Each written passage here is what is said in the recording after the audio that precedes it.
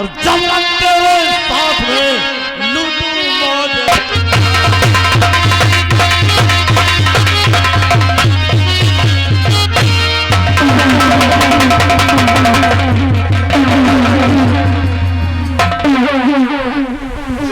कि मंत्री जी क्या गजब कर रहे मंत्री जी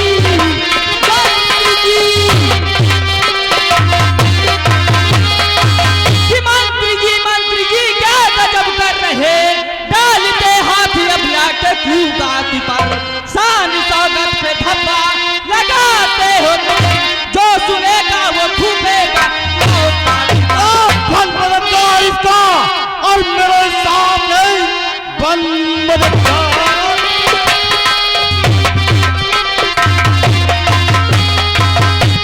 मददगार इसको और मेरे सामने इस घड़ी कर रहा मुझसे गुफ्तार है। मेरे राहों के रोले और नहीं तुम पढ़ो वरना दूंगा तुम्हें जान। कि मैं हूँ छत्री अब छत्री धर्म के लिए मैं हूँ छत्री अब छत्री मैं हूँ छत्री अब छत्री धर्म के लिए खून की नदियाँ यहाँ पर बहा दूंगा मैं इसकी रक्षा के खातिर अरे बेशर्म काट कर सर चली कर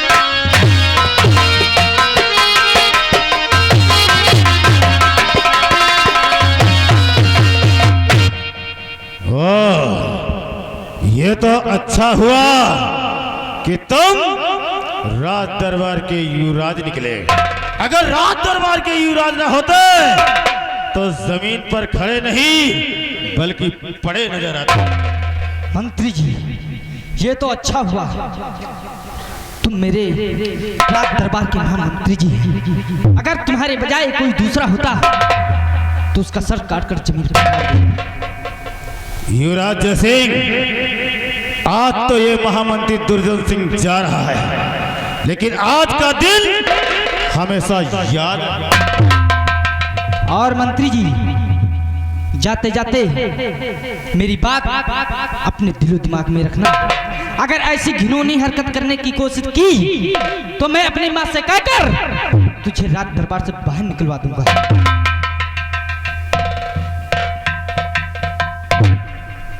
बाबूजी अगर आप न जाती तो ये मंत्री दुर्जन सिंह मेरे से मुझसे खिल जाता। यह तो रहा लेकिन मैं आपसे कुछ कहना चाहती हूँ। क्या कहना चाहते हैं देवी जी? और जानी बचाई आपने मानूंगी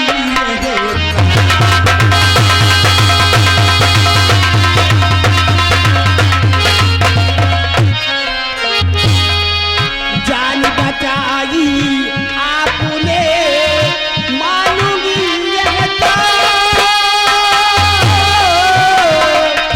वक्त पड़े आ गए बन करके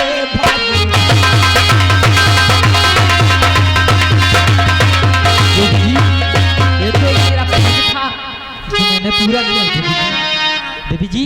क्या कि तुम पर मेरा किया है कोई यही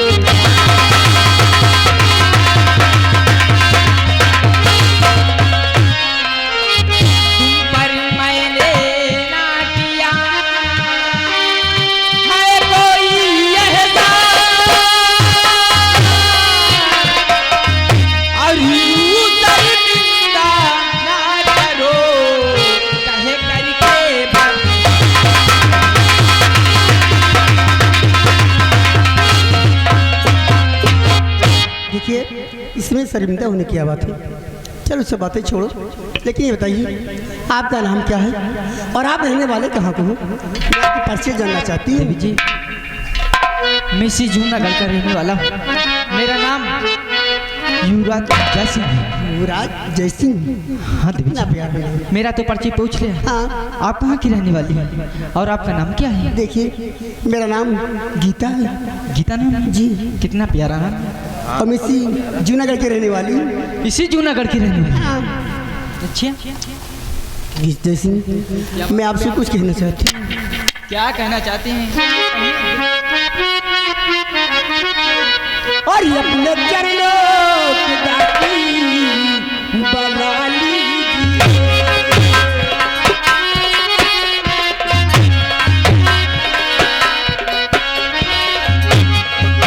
अपने चरणों की दाती बना लीजिए।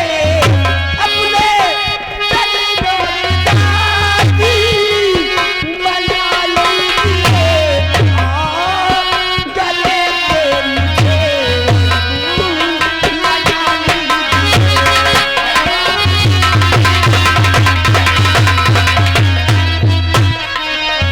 मान लो कहना मेरा नाता पावो बोले चल पर बल को नहीं अब तो बुझा दीजिए। मान लो कहना मेरा नाता पावो बोले चल पर बल को नहीं अब तो बुझा दीजिए। लोग मुझको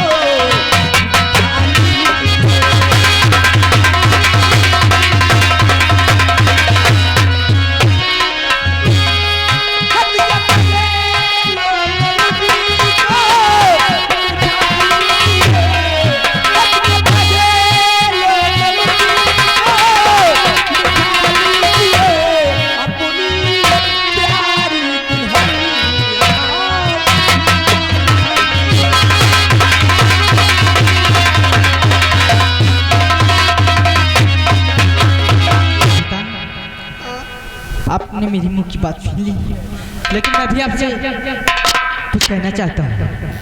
गीता, हाँ बताइए।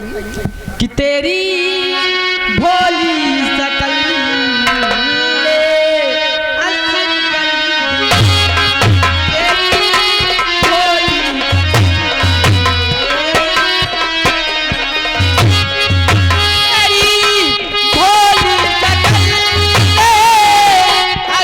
कर दिया। तेरी भोली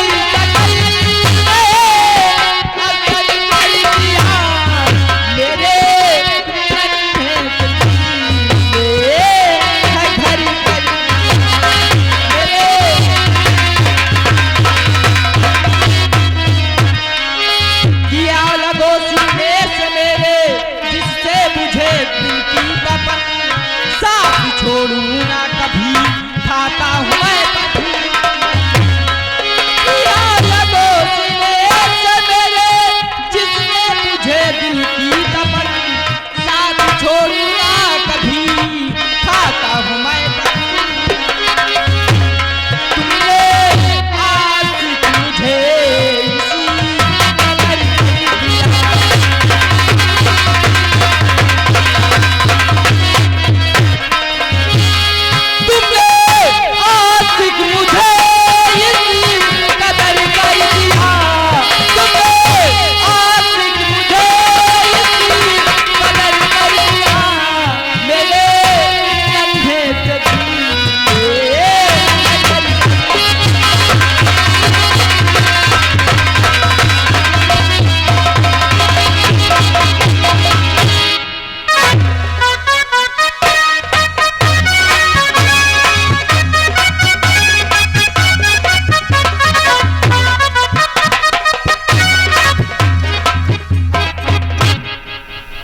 जैसे चलो अपना प्यार ही शुरू किया जाए।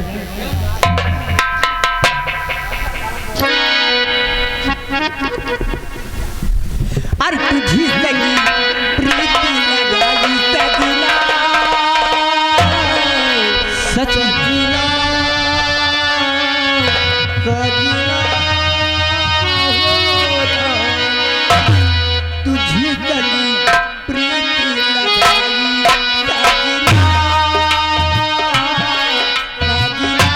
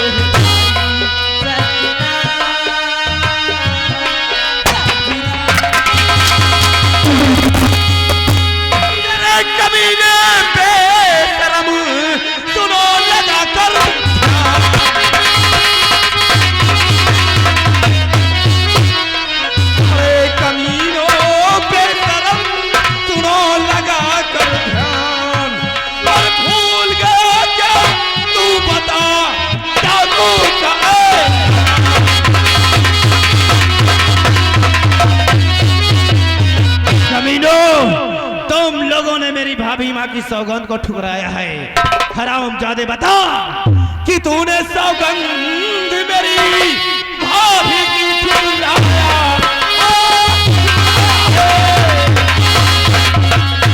तूने सौगंध मेरी भाभी की ठुकराया है। सजा दे दे को मेहरबान चलाया।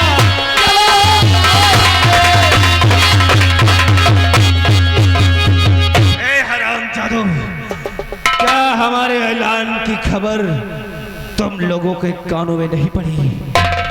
जो इस तरह खुशियों के गीत गा रहे हो और तुम दोनों मिलकर यहाँ अपना मुंह काला कर रहे हो। सरदार जी, कैसा ऐलान? मुझे ऐलान के बारे में कुछ नहीं मालूम है सरदार जी। तुझे ऐलान के बारे में कुछ मालूम नहीं है? डाकू मेहरबान सिंह का ऐलान है कि सोनागढ़ में कोई खुशियां नहीं मना सकता, कोई खुशियों के गीत नहीं गा सकता। हरामजादे, तूने मेरी सौगंध को ठुकराया है। मेरी भाभी मां हरामजादे, जिंदा नहीं बचोगे।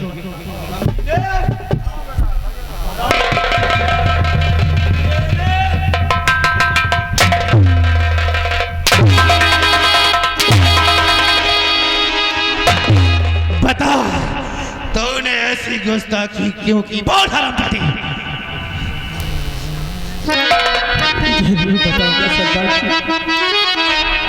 और बिना कसूर के मुझे क्यों भला सताते हो?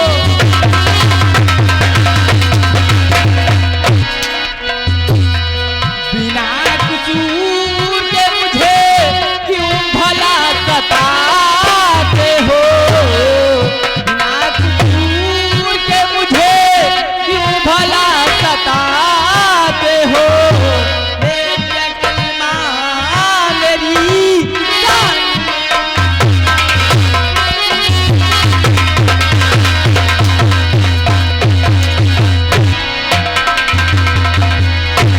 हरामजादे, जानकर अनजान बन रहा है। जब मैंने ऐलान किया था तो क्या तुम लोग मर गए थे? क्या मेरे ऐलान की खबर तुम लोगों के काने में नहीं पड़ी? तुझे कुछ नहीं मालूम, कुछ नहीं मालूम तो उस तरफ खड़ा हो। चल, तुझे मालूम नहीं हो तो इस छोकरी को तो मालूम होगा। इनका तो पता होगा। बता, गुस्ताख लड़की, उसे नहीं मालूम मेरे ऐलान के बारे में, तो तुझे तो अच्छी तरह मालूम होगा। सरदार जी, आपका कैसा ऐलान? मैं आपके ऐलान के बारे में कुछ नहीं जानती हूँ, मुझे कुछ नहीं मालूम। तुम्हारा कैसा ऐलान? जानता हूँ कि तू जानकर भी अनजान बन रही है। मैं नहीं जानती। नहीं बताएगी? मैं नहीं जानती। तो क्या समझती है कि मैं तुझे ऐसे ही छोड़ दूंगा? नहीं, तुम लोगों ने मेरे ऐलान को ठुकराया है। मेरा ऐलान था इस नगर में कोई खुशियों के गीत नहीं गा सकता, कोई इश्क मोहब्बत नहीं कर सकता, किसी के घर शादी नहीं हो सकती और किसी के घर सहनाई नहीं बच सकती। गुस्ताख लड़की हमको पागल समझती है।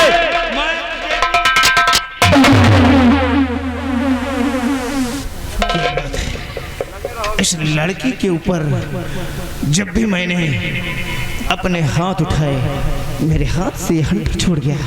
लेकिन याद रख लड़की, मैं तुझे बख्शूंगा नहीं।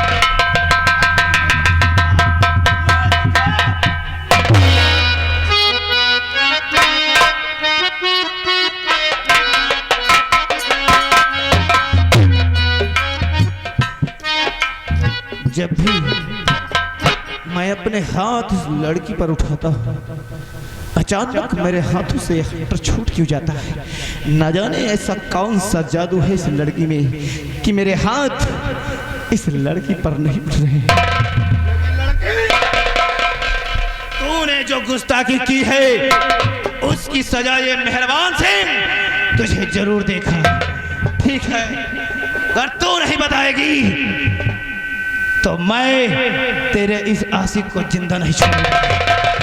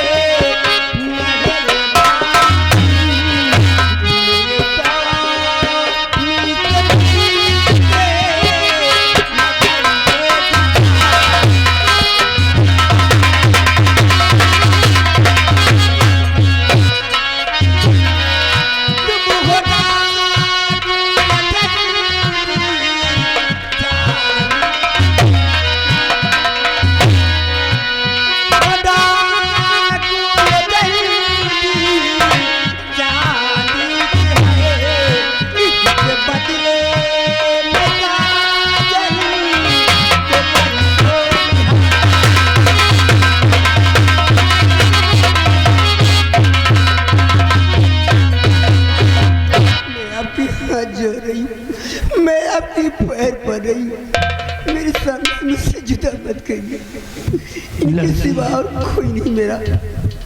लड़की, तू क्या डाकू मेहरबान सिंह को कोई चोर या लुटेरा समझती है? अपने आशिक की जान बचाने के लिए ये जंजीर चांदी की मेरे हवाले कर रही है। क्या तुम लोगों को सचमुच मालूम नहीं है मेरे ऐलान के बारे में? मैं सच कह रही हूँ, मुझे आपके ऐलान के बारे में कुछ नहीं पता। तो ठीक है, हमारे ऐलान के बारे में तुम दोनों को मालूम नहीं है, इसलिए आज तुम्हारी जान को बख्श रहे हैं, क्योंकि यह तुम्हारी पहली गलती है, इसलिए तुम्हारी जान को बख्श रहे हैं। अगर दोबारा ऐसी हरकत करते हुए मेरी नजरों में आए तो तुम दोनों की लाश किसी बीहड़ में चील और कौवे ठहरो, तुम दोनों साथ नहीं जा सकते, फिर कैसे? हमारे सामने इतनी घिनौनी हरकत नहीं कर सकते, इसलिए कान खोल कर सुन ले लड़की, तू इस रास्ते से जाएगा, और ए लड़की, तू इस रास्ते से जाएगी, और रास्ते में कहीं भी अगर मिलने की कोशिश की ना तो जिंदा नहीं बचोगी। चलो जाओ यहाँ से, दूर हो जाओ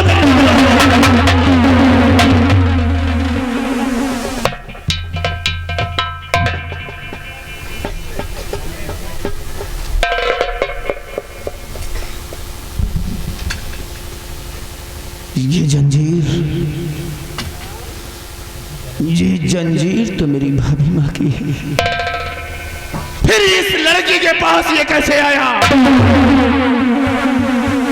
जरूर हमारी भाभी के कातिल का कोई रिश्ता है इस लड़की के साथ, जरूर उस कातिल की ये कोई बहन होगी या फिर कोई बेटी होगी, लेकिन मैं इसका पता लगा कर रहूंगा, क्योंकि ये लड़की अभी ज्यादा दूर तक नहीं हो गई होगी, इसलिए इसका पीछा करते हैं और इस लड़की से इस जंजीर के बारे में बात मैं जरूर करूंगा और पता करूंगा कि ये मेरी भाभी माँ की गले की जंजीर इस लड़की के पास कैसे आया। जय भवानी।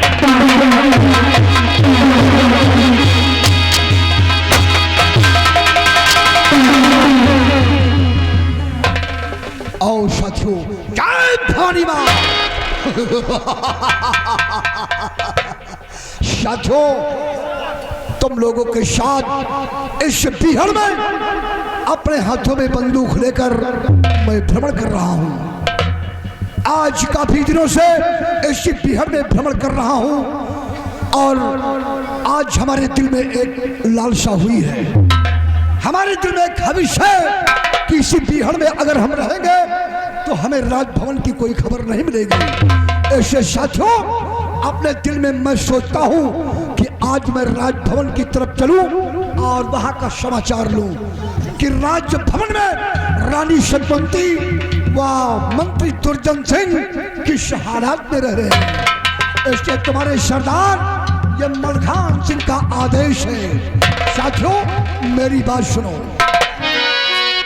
और मेरे साथियों, इस घड़ी है मेरा ऐलान।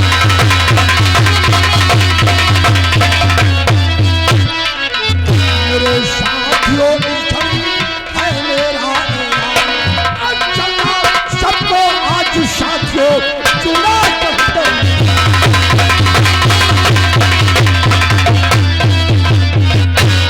साथियों, अपने अपने अस्त्र शस्त्र लोड करो और राजभवन में घुस चलो और देखो कि वहां रानी सतवंती या कि वो दुर्जन सिंह कोई राजनीति या कोई चाल तो नहीं चले। इसलिए हमें आज चलकर उनको सबक सिखाना है। चलो साथियों, जय भवानी मां, जय भवानी मां, जय भवानी मां।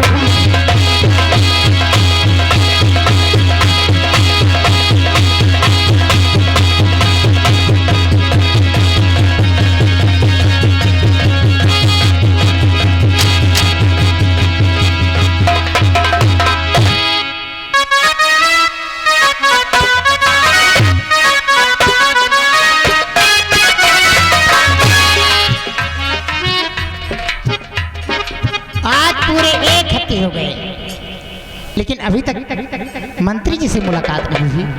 न जाने कहाँ रहते कहाँ नहीं। दिल धड़काने वाले आप। हाय हाय राजा, मैं आपके ही बारे में बात कर रही। और महारानी जी, आपसे एक जरूरी बात करने के लिए हम आए हैं। मुझसे? अरे मुझसे जरूरी बात करनी थी, स्पेशल कमरे में आए होते। नहीं महारानी जी, हाँ, देखिए पिता के मरने के बाद उसकी संपत्ति का वारिस उसका पुत्र होता है, और आप एक सौतेली मां हैं युवराज जयसिंह, इसलिए जितनी जल्दी हो सके युवराज जयसिंह से वसीयतनामा अपने नाम करवा लीजिए। हाँ मंत्री जी, ये तो मैं सोचना ही भूल गई थी। खैर कोई बात नहीं, आप जाइए, मैं अभी जयसिंह को बुलाती हूँ। ठीक है मां।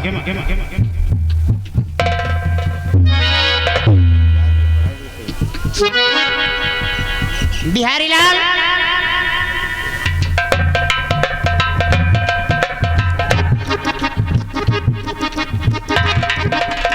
बिहारी लाल, आदेश करिए। यहाँ से जाओ और जाके जैसे से कह दो कि तुम्हारी माँ बुला रही है। और हाँ, अलमारी में वसीयतनामा रजिस्टर और कलम रखी है जी। दोनों लेके आ गए।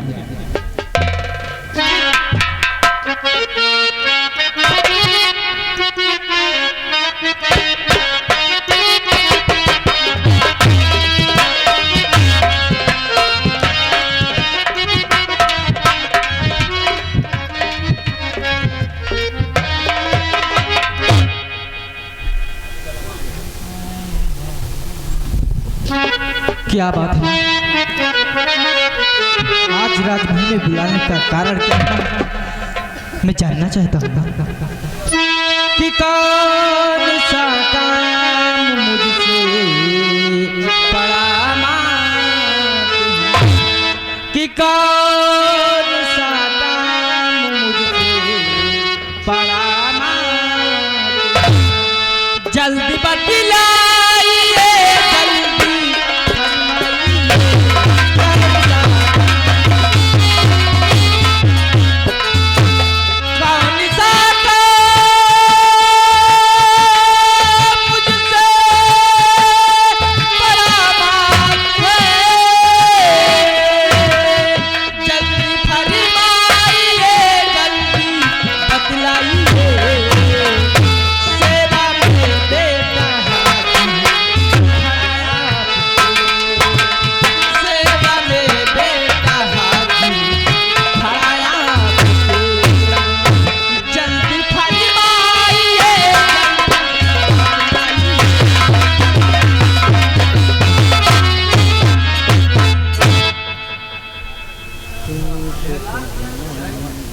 बेटे, क्या बात है? मैं तुम्हें यहाँ बुलाई हूँ, एक बहुत जरूरी काम है। काम बिल्कुल छोटा सा है लेकिन है जरूरी, इसीलिए बुलाई हूँ बेटे। और मैं जानती हूँ कि मेरी बातों का कभी इनकार नहीं करोगे। क्यों नहीं, आप मेरी माँ हैं, आपकी बातों को मैं कैसे इनकार कर सकता हूँ? बेटे का फर्ज यही होता है, इसलिए बेटे तुमसे कहना यही है मेरे लाडले, ध्यान बातों पे मेरी जरा दीजिए, और इस वती है पे दस्तखत करो जल्दी।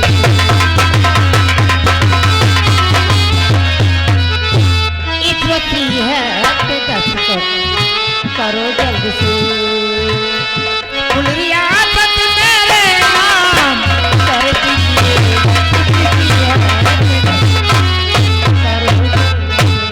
बेटे इस जगह अपना दस्तखत कर दो बस, बिल्कुल छोटा सा काम। अमृतलाल इसी गानियासी 50 रुपया।